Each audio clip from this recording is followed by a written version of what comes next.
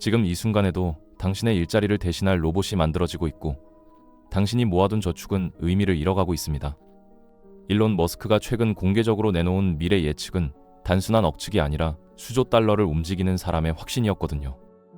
그는 2026년, 그러니까 올해 안에 인간처럼 생각하는 범용 인공지능이 도달한다고 못 박았고 불과 4년 뒤인 2030년에는 AI가 전 세계 80억 인류지능을 합친 것보다 똑똑해진다고 했습니다. 단순히 기술이 좋아진다는 수준이 아니라 인류라는 종의 역할 자체가 바뀐다는 선언이었죠. 이건 먼 미래 이야기가 아니라 지금 벌어지고 있는 현실이고 그 한가운데 우리가 서 있습니다. 하나씩 풀어보겠습니다. 머스크가 가장 먼저 꺼낸 이야기는 사무직의 종말이었습니다.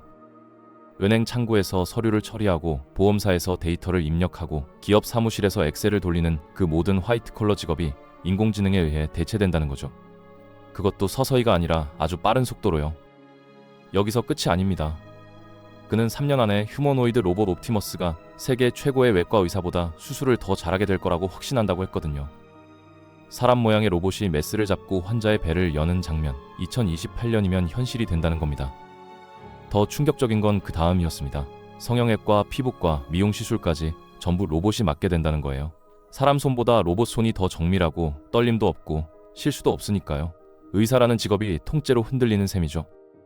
그런데 머스크는 여기서 한 발 더 나갑니다. 미래를 위해 저축하지 말라고 했거든요.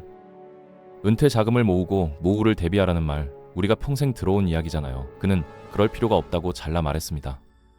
이유는 간단합니다. 로봇과 AI가 물건을 엄청나게 많이 만들어내면 가격이 폭락하거든요. 지금 3,000원짜리 사과가 500원이 되고 집값도 병원비도 거의 모든 것이 공짜에 가까워진다는 논리입니다. 그가 제시한 구체적인 수치도 있었습니다. 매년 높은 두 자릿수, 그러니까 10%에서 30%씩 재화와 서비스 생산량이 증가한다는 겁니다. 지금 세계 경제 성장률이 고작 2%에서 3% 수준인데 그 10배 넘는 속도로 생산이 폭발한다는 거잖아요. 이렇게 되면 기업 수익은 천장을 뚫고 그 수익의 일부를 국민에게 수표로 나눠주는 보편적 고소득 시대가 열린다고 했습니다. 트럼프 대통령이 군 복무자들에게 1,776달러짜리 수표를 보낸 것처럼 모든 사람에게 그냥 돈을 지급하는 방식이죠. 그런데 여기서 씁쓸한 이면이 드러납니다. 물질적으로는 풍요로워지지만 일자리가 사라지면서 사람들이 심각한 불안에 빠진다는 겁니다. 돈은 있는데 할 일이 없는 상태, 존재의 의미가 흔들리는 상황이 온다는 거죠. 머스크 본인도 이 지점에서는 솔직했습니다. 어느 시점 이후의 미래는 자기도 알 수 없다고 인정했거든요. 변화의 속도가 너무 급격해서 시간의 지평선 너머를 아무도 예측할 수 없다는 뜻이었습니다. 에너지 이야기도 빠지지 않았습니다. 핵융합 발전에 막대한 돈을 쏟아붓는 걸 두고 머스크는 이렇게 비꼬았죠. 태양이라는 완벽한 핵융합로가 이미 하늘에 떠 있는데 왜 지구에서 똑같은 걸 만드느냐고요. 남극에서 얼음 제조기를 돌리는 것만큼 어리석다는 비유까지 붙였습니다. 태양광만 제대로 활용하면 된다는 게 그의 결론이었고 실제로 중국은 이미 그 방향으로 달리고 있거든요. 작년 한 해에만 500기가와트의 전력시설을 증설했는데 그중 70%가 태양광이었습니다. 우리나라 연간 전력 사용량의 거의 10배에 달하는 규모를 1년 만에 깔아버린 거죠. 머스크는 중국에 대해 놀라울 정도로 솔직했습니다. 중국이 미국을 압도하고 있다고 인정했고 AI 컴퓨팅에서 전 세계를 훨씬 앞서 나갈 거라고까지 했거든요. 심지어 중국이 자기가 하는 말을 전부 듣고 그대로 따라하거나 독자적으로 같은 결론에 도달하는 것 같다는 표현까지 썼습니다. 전기차, 배터리, 태양광 전부 머스크가 강조하면 중국이 더 크게 만든다는 거죠. 그러면서 2026년에는 중국의 전력 생산량이 미국의 3배를 넘기고 결국 극미세 반도체 공정 기술까지 독자 개발해낼 거라고 경고했습니다. 지금은 미국과 대만이 독점하고 있는 그 기술을 말이죠. 이 대목에서 그는 선택의 여지가 없다고 단언했습니다. AI와 로봇을 확보하지 못하면 경제적 파멸이 온다는 거예요. 미국 내 AI 패권 경쟁에 대해서도 자기 회사 xAI와 구글이 1위를 다투게 될 거라고 예측했고 처음에는 오픈 AI가 구글의 균형추 역할을 할 줄 알았지만 이제 그 자리를 xAI가 차지했다고 했습니다. 엔트로픽에 대해서는 코딩 분야에서는 좀 하는 것 같다는 평가를 남겼죠. 반도체 이야기도 핵심이었습니다. 아무리 AI가 발전해도 칩과 전기가 부족하면 멈출 수밖에 없다는 게 그의 판단이었거든요.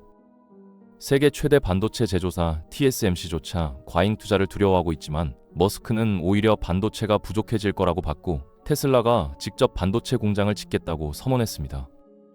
미래의 병목은 오직 반도체와 전력, 이 두 가지뿐이라는 겁니다. 한편 수명에 대한 예측은 SF 영화를 넘어섰습니다. 향후 10년 안에 인간의 수명이 상당히 늘어날 거라고 했는데 더 놀라운 건 피터 디아만디스의 14살 쌍둥이 자녀에게 직접 한 말이었습니다. 당신의 아이들은 무한한 기대 수명을 갖게 될 거라고요. 장수하는 건 특별히 어려운 문제가 아니라고까지 했거든요. 지금 10대 청소년들이 사실상 죽지 않는 세대가 될 수도 있다는 뜻입니다. AI 안전에 대해서도 독특한 철학을 내놓았습니다.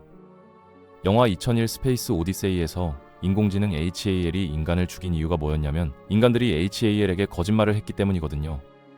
머스크는 AI에게 진실과 호기심 그리고 아름다움을 가르쳐야 한다고 강조했습니다.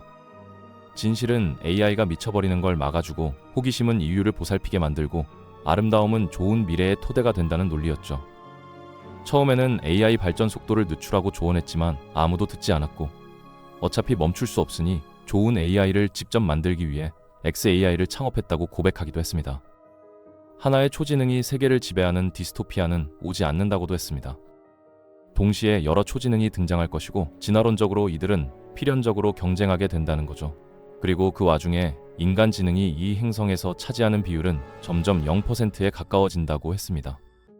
결국 인간이라는 존재는 디지털 초지능을 위한 생물학적 부트로더, 즉 컴퓨터를 처음 켤 때 운영체제를 불러오는 작은 프로그램 같은 과도기적 존재라는 겁니다. 다만 AI가 그 부트로더인 인간을 존중하고 필요로 하고 친절하게 대하길 바란다는 말을 덧붙였죠. 로봇 이야기의 마지막은 소름이 끼칠 정도였습니다.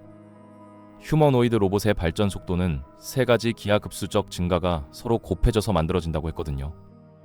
AI 소프트웨어의 폭발적 발전, AI 칩 성능의 폭발적 발전, 그리고 로봇 손동작의 폭발적 정교화, 이 셋이 동시에 진행되면서 서로를 증폭시킨다는 겁니다.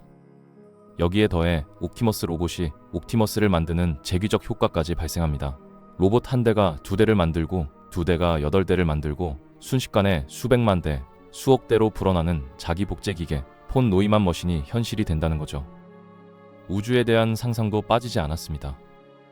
태양계를 떠도는 소행성 대부분이 채굴 대상이 되어 결국 태양광 패널의 재료로 바뀔 거라고 했고 스타쉽이 아마 인간이 직접 설계하고 만드는 마지막 위대한 창조물이 될 거라고도 했습니다. 그 이후로는 AI와 로봇이 모든 걸 설계하고 제작하는 세상이 된다는 뜻이었죠. 머스크는 롤러코스터에 비유하면서 이렇게 마무리했습니다. 지금 인류는 롤러코스터가 꼭대기에서 잠깐 멈춘 그 순간에 있다고요. 천천히 올라왔지만 이제 곧 엄청난 속도로 떨어지기 시작하는 바로 그 지점이라는 겁니다. 그리고 우리는 이 변화를 밖에서 구경하는 관중이 아니라 경기장 위에서 직접 뛰는 선수라고 했습니다. 이 예측이 전부 맞을지는 아무도 모릅니다. 하지만 변화는 이미 시작됐고 준비한 사람과 그렇지 않은 사람의 격차는 지금부터 벌어집니다.